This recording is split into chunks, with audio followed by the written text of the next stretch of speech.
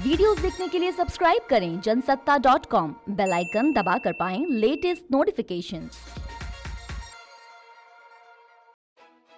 जम्मू कश्मीर में धारा 370 को लेकर हमेशा विवाद चलता रहा है। हाल ही में बीजेपी अध्यक्ष अमित शाह ने ऐलान किया था कि अगर उनकी पार्टी सत्ता में आती है तो अनुच्छेद 35A को साल 2020 तक निरस्त कर दिया जाएगा। अमित शाह के इस ऐलान के बाद कश्मीर की सभी क्षेत्रीय पार्टियों की भौहें तन गई। इस बयान पर प्रतिक्रिया देते हुए महबूबा मुफ्ती ने कहा कि अगर ऐसा होता है तो कश्मीर 2020 के बाद भारत का हिस्सा नहीं रहेगा। जम्मू कश्मीर के पूर्व मुख्यमंत्री और पीडीपी के अध्यक्ष महबूबा मुफ्ती ने कहा कि यदि जम्मू कश्मीर के भारत में विलय के लिए नियमों और शर्तों में बदलाव किया गया तो राज्य के इस देश के साथ संबंध समाप्त हो जाएंगे। अनंतनाग लोकसभा सीट से नामांकन पत्र दाखिल करते समय महबूबा मुफ्ती ने संवाददाताओं से कहा, जम्मू कश्मीर की ओर से राष्ट्र के लिए 2020 तक की समय सीमा तय होगी। यदि जम्मू कश्मीर के भारत में विलय के समय तय किए गए नियमों और शर्तों को हटाया जाता है तो हमारे संबंध इस देश के साथ समाप्त हो जाएंगे। महबूबा मुफ्ती भाजपा अध्यक्ष अमित शाह के उस दावे पर प्रतिक्रिया व्यक्त कर रही थी जिसमें उन्होंने कहा था कि अनुच्छेद 35A को 2020 तक निरस्त कर दिया जाएगा।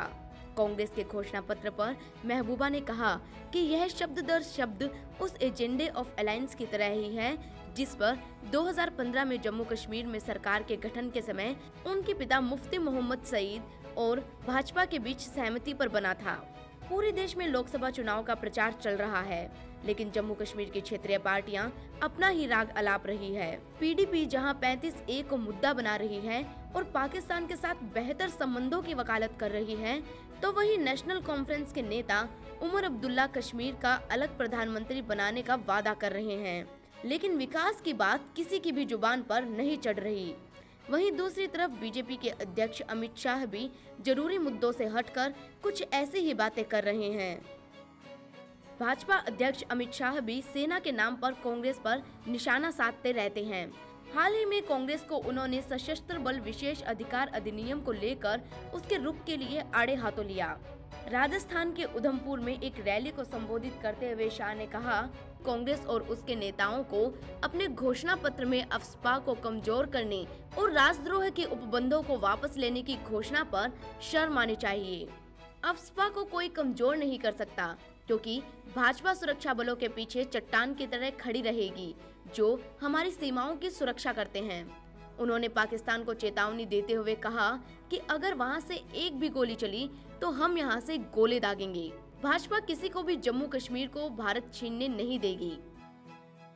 गौरतलब है कि कांग्रेस ने मंगलवार को लोकसभा चुनाव के लिए अपना घोषणा पत्र जारी करते हुए ये वादा किया है कि अगर वह सत्ता में आई तो वह जम्मू कश्मीर में अफस्पा कानून की समीक्षा करेगी।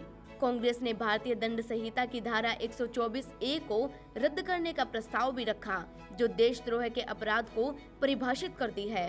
पार्टी का कहना है कि इसका दुरुपयोग किया जा रहा है और यह बाद के कानूनों के कारण निरर्थक हो गया है। बहरहाल जो भी हो, इन सभी सियासी पार्टियों की बयानबाजी से ये साफ होता है कि ये चुनाव में रोजगार, शिक्षा और स्वास्थ्य जैसे मूलभूत मुद्दों से जनता का ध्यान भटका रही हैं। और जहां तक बात रही कश्मीर की, तो वो दूसरे राज्यों की तरह ही भारत का अभिन्न हिस्सा है और भारत से कभी अलग नहीं हो सकता।